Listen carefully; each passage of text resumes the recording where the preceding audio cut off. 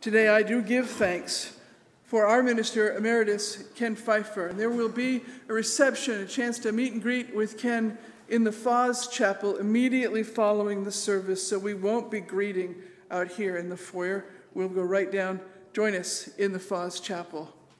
And I do give thanks, Ken Phifer.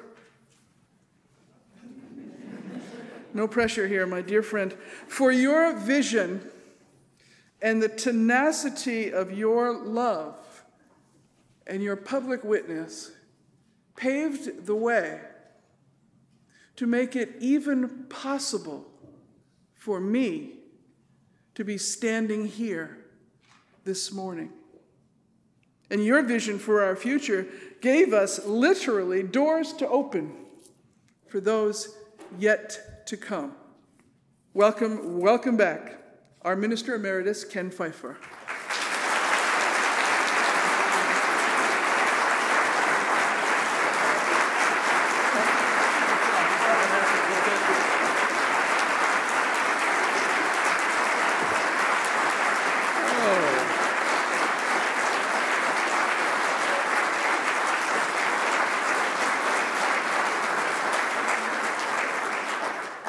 You do realize that applause is usually at the end of a presentation? So are you suggesting to me that I should now sit down? I want to be sure I'm reading that signal correctly, okay? I should explain to you that Barb Hall had to leave after she spoke because she has grandparent responsibilities in California and she needs to catch a plane to get there. Okay, that's the reason why she did not come and sit down with Dave there.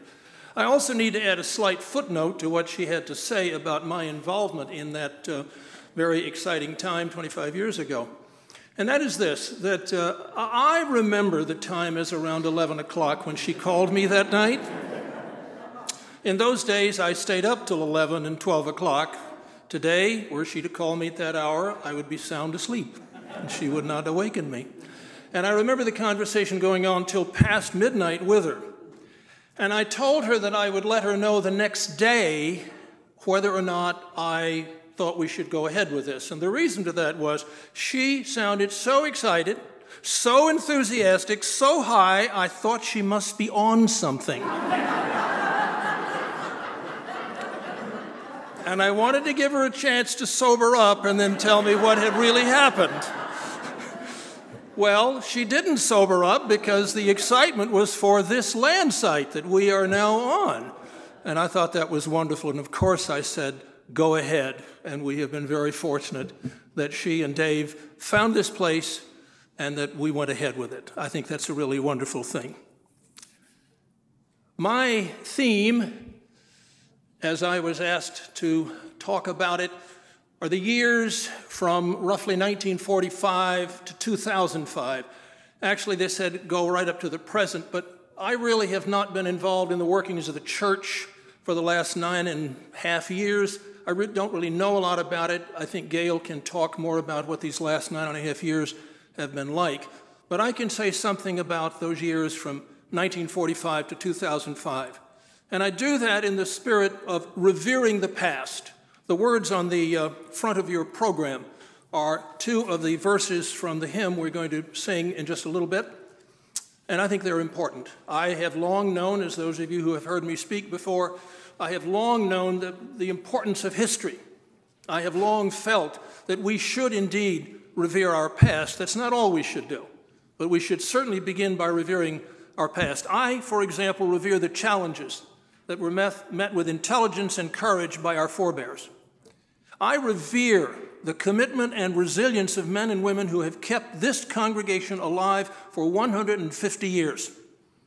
By their and by your dedication, by their and by your hard work, by their and by your energy, and by their and your conviction that liberal religion matters. It matters deeply.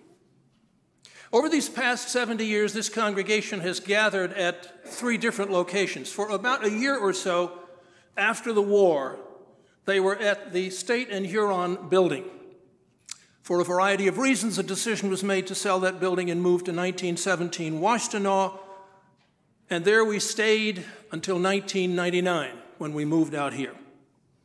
there have been, in these three buildings, thousands of weddings, hundreds of memorial services, hundreds of baby dedications, thousands of new members welcomed, thousands and thousands and thousands and thousands and thousands of committee meetings.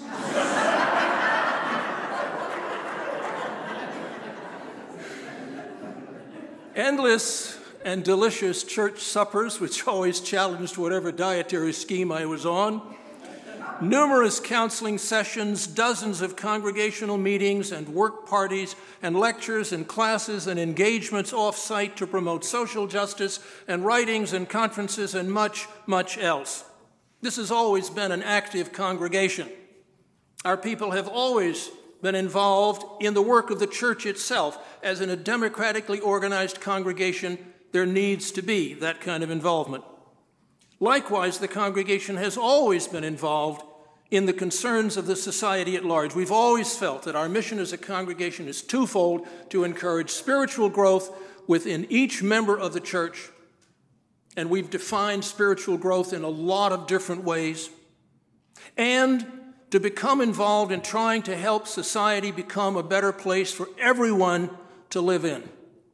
A society that is truly just and fair, that is truly peaceful and harmonious. I don't think it will surprise too many of you that I have divided my remarks into three sections. I want to talk about Ed Redmond's years, and then Erwin Gady's years, and then the 25 years that I was your senior minister. Ed Redmond was here from 1943 to 1960. He became the minister at a time when the church barely had 16 families, and the budget was not even $3,000. The Depression and World War II were the primary causes of this depressed state of our membership and our finances. At war's end, the American Unitarian Association, who had loaned us the money to build the building at State in Huron, which is now owned by the Hobbs and Black architectural firm, and they actually owned the building. And they decided, we don't want to spend the money to try and repair that older building. We want you to sell it and find another location. We paid off what we owed to them because we hadn't completed the loan, and we moved to 1917 Washtenaw, the home of Dr. Dean Myers at 1917 Washtenaw. A year or so later, a parsonage was added at the rear of the structure for the Redmonds to live in.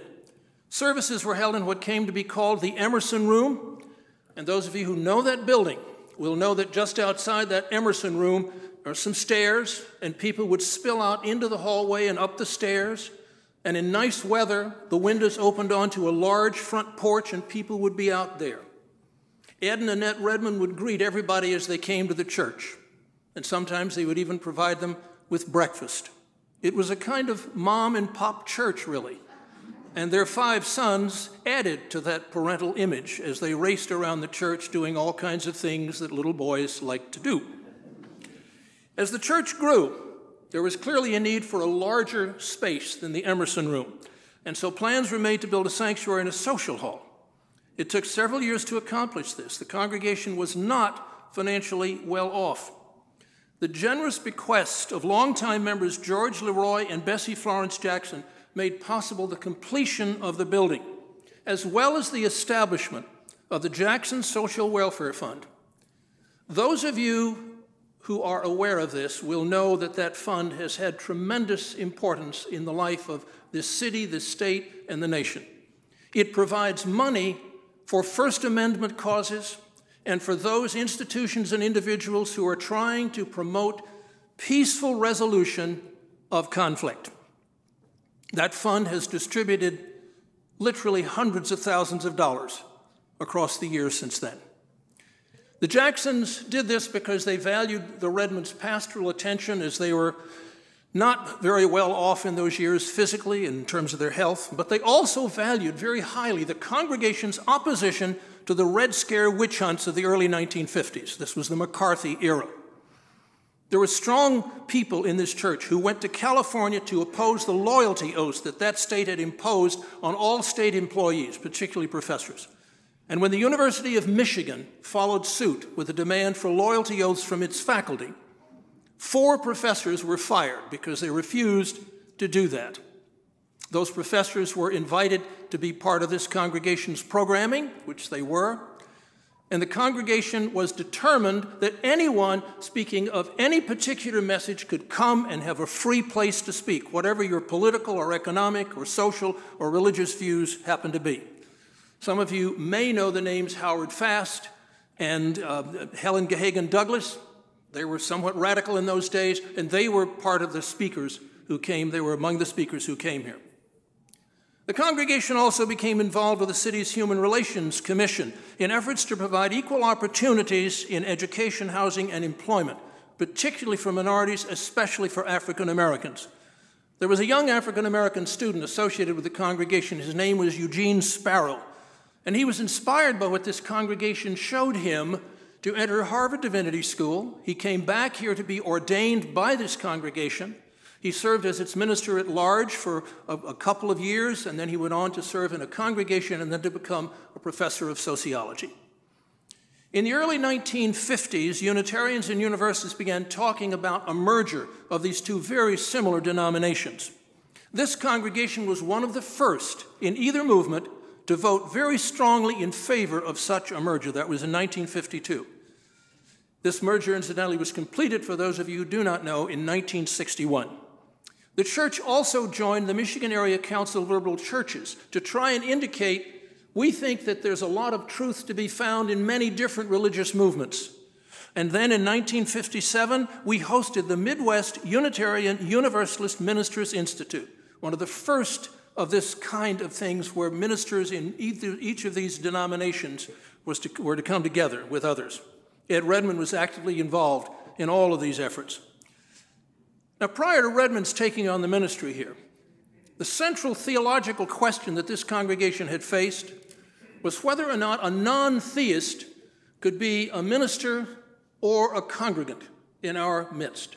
Jabez Sunderland, our minister in the late 19th century, had felt very strongly he was a theist, and he did not feel that non-theists should be either in the pulpit or in the pews. But he was a man with a very large and generous spirit, and when things went against his way, when people didn't agree with that, he accepted that very graciously and didn't demand that people follow exactly what he thought. In 1934, the Humanist Manifesto was written in this church. The actual building, of course, was the one at State and Huron.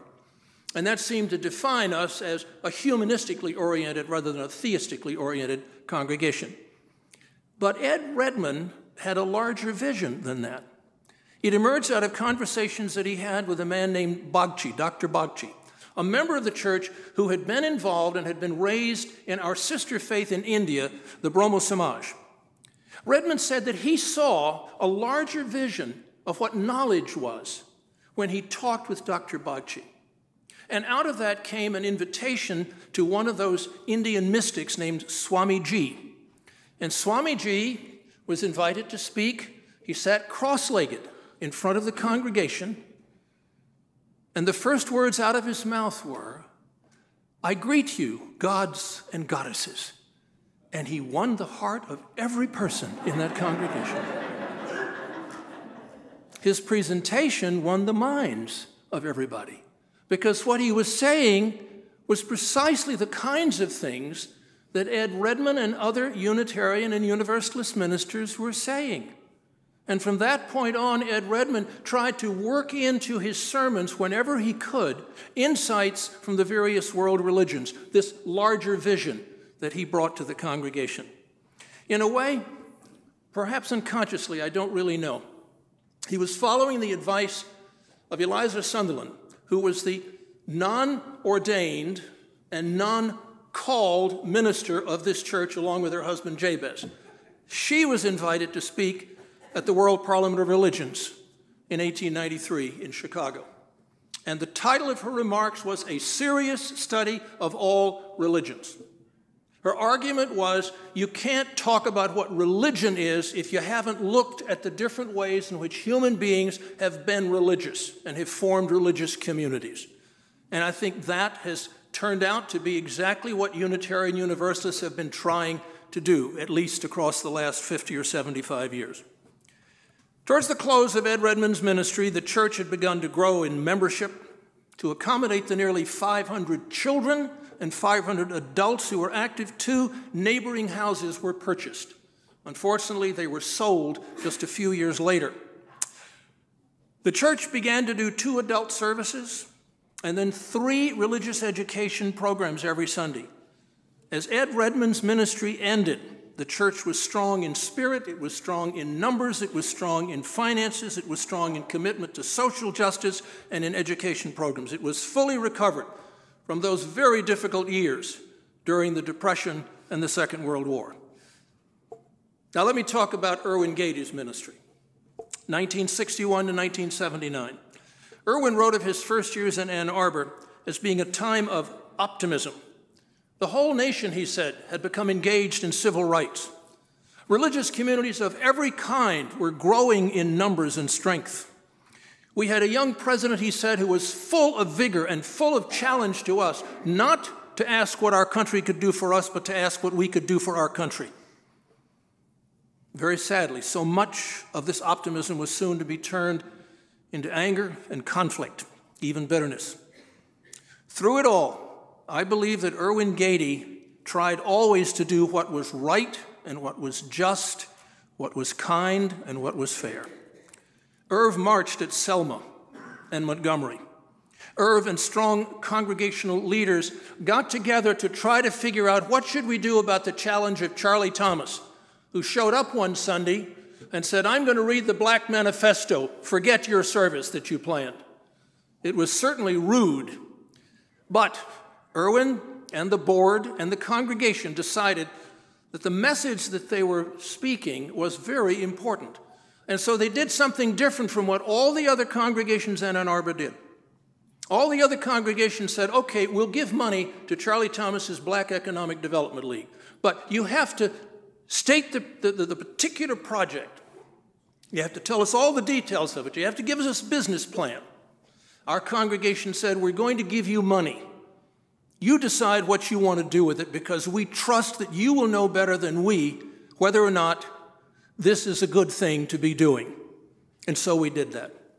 This congregation growing out of that began an effort to try to help, and they did elect the first black mayor of Ann Arbor, Albert Wheeler. Part of his legacy is 2 daughters who are still actively involved in state and local politics. In keeping with what Redmond had taught, that there is beauty and wisdom in all the religions, the congregation in January 1962 resigned from the Ann Arbor-Washtenaw Council of Churches because of their very narrow vision of what their mission was, namely, to witness to the essential oneness in Jesus Christ as divine Lord and Savior. No objections to that for those who believed it, but a lot of people had very different religious visions, and we didn't want to be part of a mission that was so narrowly defined as that. Ours is a larger vision that embraces and learns from all the religious traditions of the world. Irv Gaedy worked with others to encourage the humane treatment of animals in medical research and led to the development of new ethical guidelines at the University of Michigan as to how you would treat animals who were being used in research projects. In 1968, the congregation under Irv's leadership joined with several others to create the program called Project Transition. People from Ypsilanti Regional Psychiatric Hospital were bused over to this church and to other churches. There were several congregations involved. I don't remember how many. I think there were 10 or 12. And they would be given a good meal. People in the congregation would bring good food to them. And then they would engage in a variety of activities. It was a wonderful chance for these people to get away from the institutional walls and the institutional rules and the institutional food and have something decent to eat for once. The program lasted more than 20 years until the psychiatric hospital closed its doors. Congregants were involved in those years in writing to prisoners and sometimes in visiting with prisoners, and for prisoners who were released from prison, trying to help them make the adjustment back into non-prison life. One of the most courageous things that Erwin Gaedy did was to challenge the very brutal bully of a sheriff, Sheriff Harvey, the county sheriff. He was a frightening man. Irv wrote of the experience. I discovered what Sheriff Harvey had done to a group of draft resistors in the county jail. We chased that sheriff back and forth across the county as far as law and order would permit, and we finally cornered him. He had broken the law. The state finally moved in and closed his incorrigible cell. Several members of this congregation joined with Irv and members of other congregations to form what came to be called MAPS, the Memorial Advisory Planning Service. This offered help for people thinking about what happens when I die. Do I want my body to be donated to medical science? Do I want to be cremated? Do I want to have a burial? Do I want a funeral or a memorial service for me? Sometimes people would even plan their own services. This was a help to people, and it also, part of what MAPS did, it also helped to bring down the cost, sometimes outrageous costs, of funeral services. The Ann Arbor congregation, as some of you might remember, was a haven for radicals of that day. One of the most famous radicals was John Sinclair. John Sinclair was trapped by authorities into selling dope to an officer, and he got put in prison. John Lennon came to sing at a concert to try to raise awareness of this injustice. More important for our purposes was the fact that his mama came down from Flint, Michigan, Elsie Sinclair. Those of you who've been around the church a long time will remember her. She hadn't had anything to do with churches in 50 years, but she became our super volunteer. Eventually our newsletter editor, but she also cleaned carpets, and she would buy new curtains, and thank goodness for my sake, she would advise ministers about things too. I learned never to say no to Elsie Sinclair. She always knew more than I did. It was also during these years that Bill Albright joined the music staff. He was a pianist and an organist and a choir leader and a composer on the staff of the School of Music. He became an inspiration with brilliant performances, with wonderful, wide-ranging selection of music, and a rather impish sense of humor. He helped to arrange for the purchase of a new organ. I think it's still in the Washington Hall building. I haven't been there in a few years, but I believe it's still there. It's a wonderful organ, a Holtkamp organ. And he financed this in large part by starting what became one of our most popular programs, the Ragtime Bash. And he and Jim DePogny and Bill Balcom and Bob Seeley and other people would entertain us like crazy in the cold of early December every year. Great, great fun. His wife, Sarah, also came with him. Blessed be. Thank you, Sarah, whom I see sitting over here. And Sarah, for more than 20 years, was our marvelous choir director and wonderful organ and piano performance. And Sarah, what I remember as much as anything is when you broke your wrist, I believe it was, from a fall, and you only had one hand to play with. Did she quit? No, she just dug out a whole bunch of pieces that required only one hand on the keyboard. So she learned how to play one-handed from there, you know? When I was starting out piano lessons as a child, that's all I could play, one hand, and I could play with one finger. That was it, but I couldn't play the way Sarah did and does. Wonderful. I'm delighted to see that the music program, which was so vital in those years, and music has always been important to us, has continued. With Glenn Thomas and with Allison, magnificent music still in this church. That's great.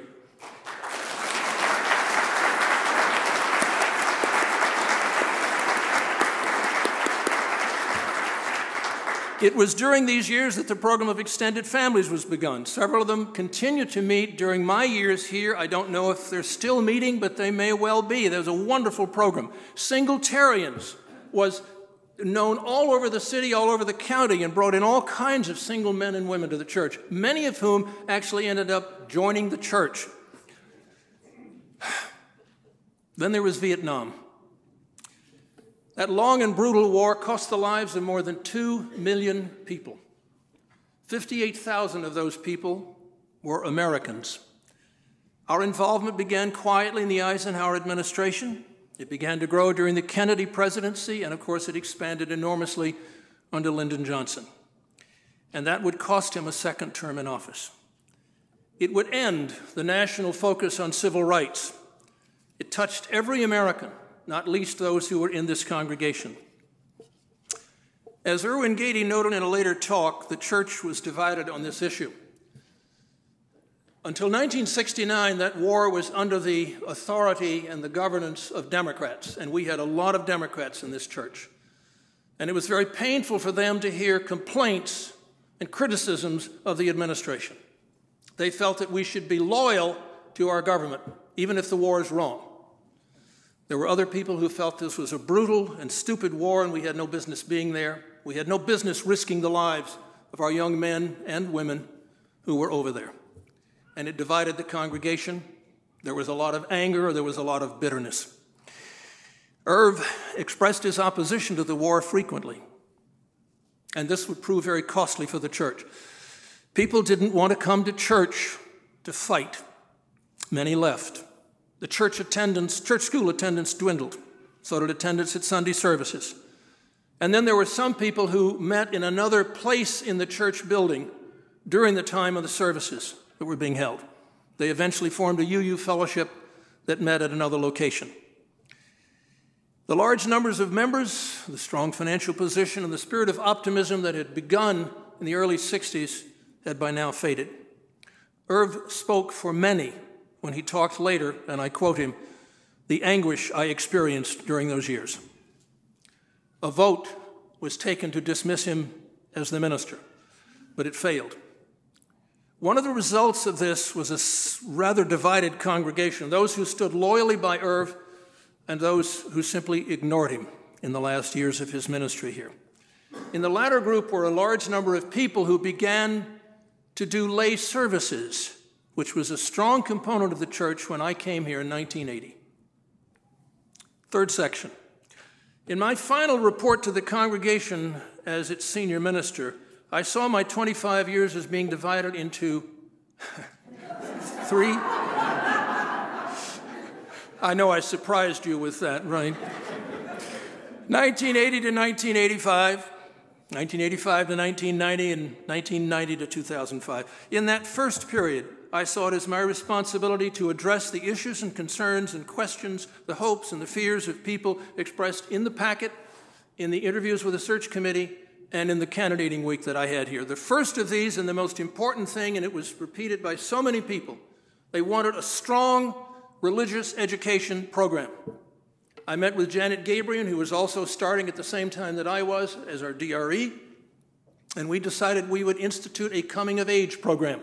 And we did, for children in their last year before high school. We would have a whole year devoted to studying Unitarian Universalism in the congregation. We would have a member of the congregation relate to each one of these youngsters on a continuing basis. And then at the end of the year, they would present their own credos.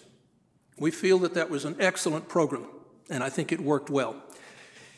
We also started adult religious education classes. There weren't any when I came here, and I participated in those every year of my ministry here. I still think adult religious education is of tremendous importance. And it wasn't long before we realized that we were cheating. We were asking the work of a full-time DRE and paying her for half-time. And so we at least bumped it up to 3/4 time and then bumped it up all the way to a full-time position and then added an assistant.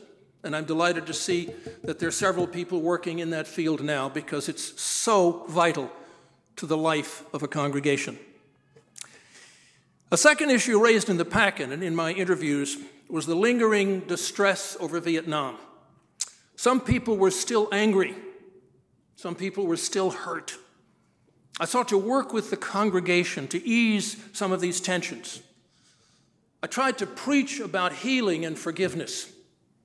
I tried as best I could in my pastoral visits to try to find out what is it that still bothers you and how can we help you deal with this. And whenever I could, I tried to bring out humor in the congregation. I felt that was important. As I told Gail a little bit earlier in relation to something else entirely, I think that laughter is the medicine of the gods.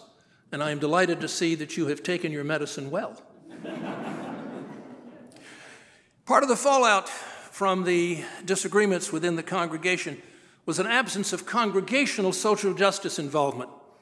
And I was delighted by the fact that we were able to reconstitute the Social Justice Committee under the leadership of Jane Phifer in those first years, and within 2 years we had become one of the major players in the nuclear-free zone movement in this state. Not long after the statewide vote on that issue was taken, a number of people became concerned about Central America, specifically wondering if we could become a sanctuary congregation for those people who were refugees from the terror in their own countries, especially El Salvador. In 1987, after 3 years of very hard work, we voted overwhelmingly, more than 90%, to become a sanctuary congregation. And a year later, when we had done the things we needed to do to be able to welcome a family onto our property in sanctuary and to take care of them, we welcomed the Rodriguez family. That family, as you know, because there was a presentation, I believe it was last month, a presentation from them. That family has worked hard. They have more than repaid every effort that we made to provide them with opportunity, and they have taken full advantage of it. And I don't know, how could we feel any better than that, to know that we've given those people a chance to live and to live well in this country. They've taken advantage of it. In later years, the congregation took up the unpopular struggle of trying to gain full civil rights for lesbians and gay males and bisexuals and transgender people. We worked to house the homeless through the Interfaith Hospitality Network and through the Religious Action for Affordable Housing. We were part of the Hunger Coalition and maintained ties to the Interfaith Council for Peace and Justice. And among other ways, we went on the crop walk every single year, but there were other ways in which we were involved. We were charter members of and active participants in the work of the Interfaith Roundtable. We were mentors to black youth, and we sponsored a number of programs to help black youth who would otherwise not have known about these opportunities, of special programs for education, for scholarships, and for employment.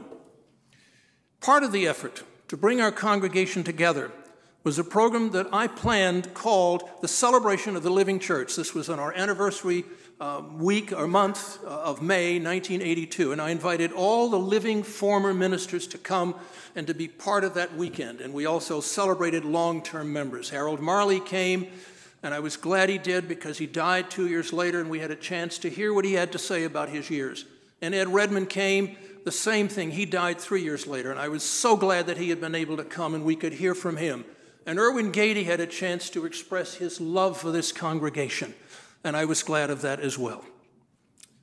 Okay, that's the first period. The second period was 1985 to 1990. It was time to celebrate 125th anniversary, as you're now celebrating the 150th. We commissioned Bill Albright to compose hymns. 3 of them are in our current hymnal, numbers 43, 158, and 310.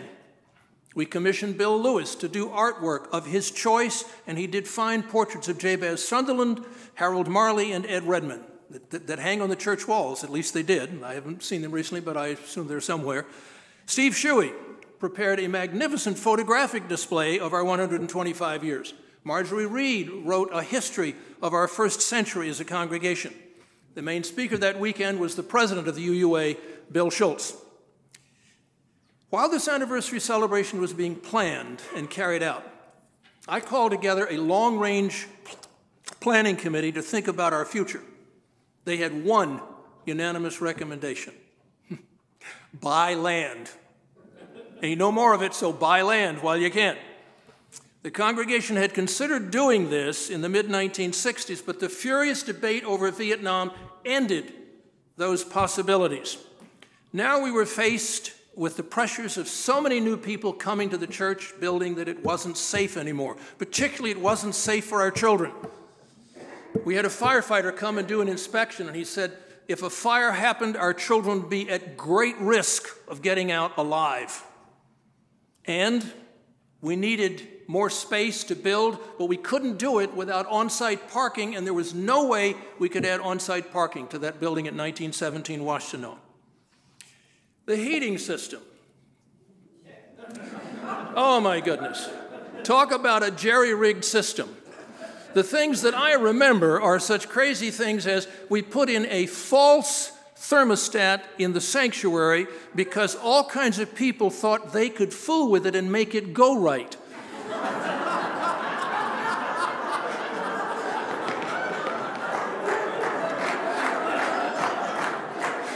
The real thermostat was hidden, and there were only 7 or 8 of us who knew where it was. And everybody had to take an oath of confidentiality not to reveal it. And then there were times when the only way it would work is literally to have somebody put a finger on a button or in a hole or something like that, and do that until the service had ended in order for there to be heat in the sanctuary. We needed a new system. And in January of 1992, we voted to relocate as the best solution for us. Much of the remainder of my years here was devoted to that project, completed in the fall of 2004, enabling me to retire at the age of 67. I had promised the congregation that the relocation project and the capital campaigns that we conducted in order to make it possible would not diminish my attention to pastoral matters, would not diminish my efforts at preparing sermons and teaching. It would not diminish my efforts at social justice. I believe that I was able to honor that commitment, and that I continued to do that. And I believe that the congregation certainly honored that as well. We increased in numbers, we increased in finances, we increased in our work in the community and in developing new programs for children and adults. 2 examples of this I would cite because I thought they were particularly good: the parish nursing program and the completion of our memorial garden. In my first sermon in this new building, I spoke about stewardship. Stewardship of the UU tradition, stewardship of the marvelous legacy of this congregation, and stewardship of the 45.9 acres that we had become responsible for. As I have looked, no longer from inside the church's workings, but from outside, as I have looked over these last 9.5 years, what I have seen is an honoring of that commitment to being good stewards of the UU tradition, of the legacy of this church, and of this land site that we have. I believe your stewardship in all these 3 elements has been superb, and I salute you for that. The hymn from which I took my title has further words with which I would like to ask you to join with me in speaking to close my remarks. They're printed on the cover of your program. These are the 3rd and 4th verses of the song, and we're going to sing it in a minute. But let's read them together and let's think about what these words say. They point us in the right direction. A freedom that reveres the past, but trusts the dawning future more, and bids the soul in search of truth adventure boldly and explore. Prophetic church, the future waits, your liberating ministry. Go forward in the power of love. Proclaim the truth that makes us free. Amen.